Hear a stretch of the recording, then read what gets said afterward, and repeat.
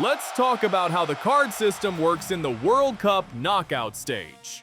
When a yellow card counts, when it gets wiped, and how suspensions carry from round to round all the way to the final. No confusion, just the rules. Start with the basic one. 2 yellow cards equals a 1-match suspension. That happens 2 ways. 2 yellows in the same match, which becomes a red and you're sent off. Or 1 yellow in one match, plus a second yellow in a separate match. Either path, you miss the next game. But that second path comes with a catch, and this is where people get it wrong. 2 yellows in different matches only add up if they land inside the same window. The tournament is split into stages, and your single yellow cards get wiped at 2 points. Once after the group stage, and once after the quarterfinals. So here's what that means right now. Everyone started the round of 32 with 0. The group stage bookings were already wiped. The current danger window runs across 3 rounds. The round of 32, the round of 16, and the quarterfinal.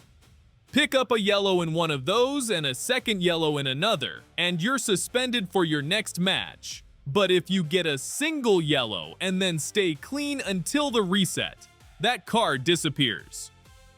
1 booking in the round of 16, no second one.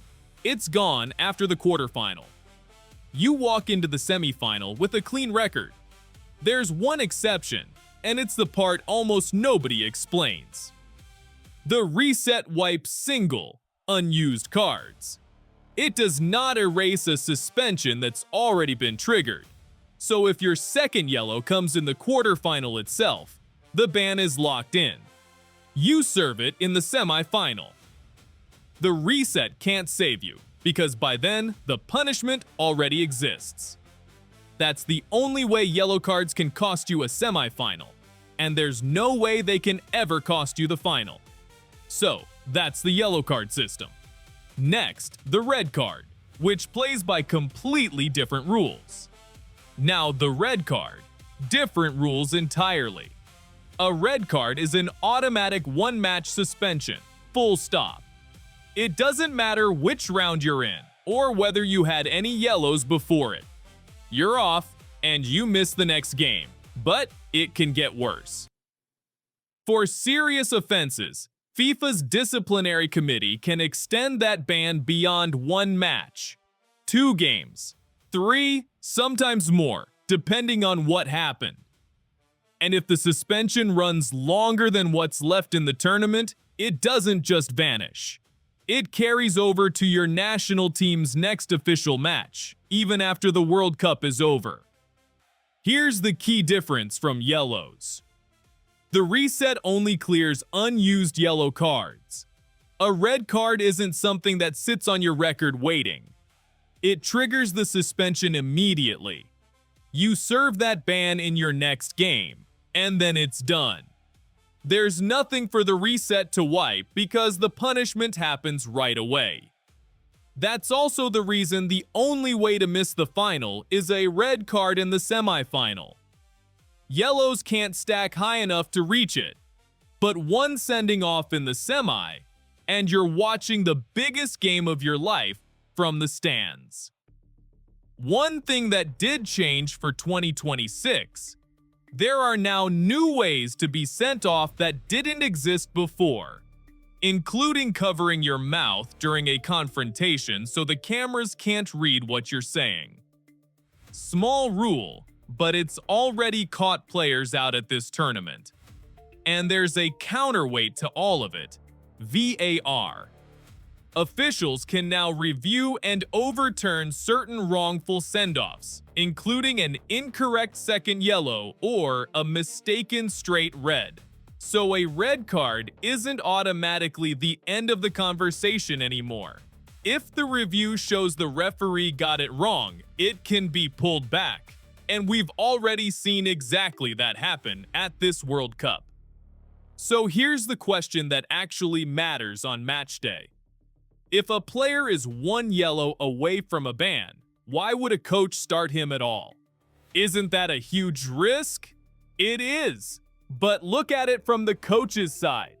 In the knockouts, there is no next round unless you win the one in front of you. Benching your best midfielder to protect him for a quarterfinal is pointless if you lose the round of 16 without him. The game today is worth more than the game you might not even reach. So most of the time, the booked player starts, because leaving your strongest 11 on the bench to avoid a hypothetical suspension is a great way to go home early. But the risk is real, and coaches manage it in real time. A booked player who picks up a soft early yellow becomes a liability for the rest of the match. One mistime challenge, and his team is down to 10. So you'll see coaches pull a caution player at halftime, or make the substitution earlier than planned, the moment he looks like he's living on the edge. It's a live calculation. Keep your best player on, but get him off before one booking turns into two. And it's not just the players. Coaches carry cards too. A manager sitting on a yellow has to watch his own behavior on the touchline because a second one bans him from the sideline for the next match. And suddenly, he's running his team from the stands. The whole thing is a balance of risk against reward. Protect a player and you might weaken the team that has to win right now. Play him freely and you might lose him for the round after. There's no perfect answer.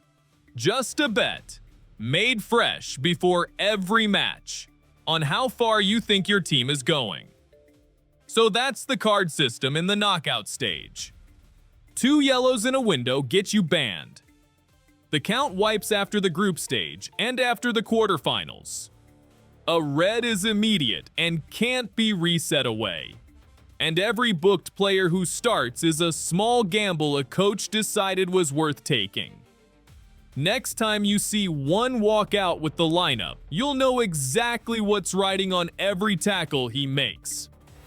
If this cleared it up, there's a full breakdown of the round of 16 and who's on track for the final waiting for you next. I'll see you there.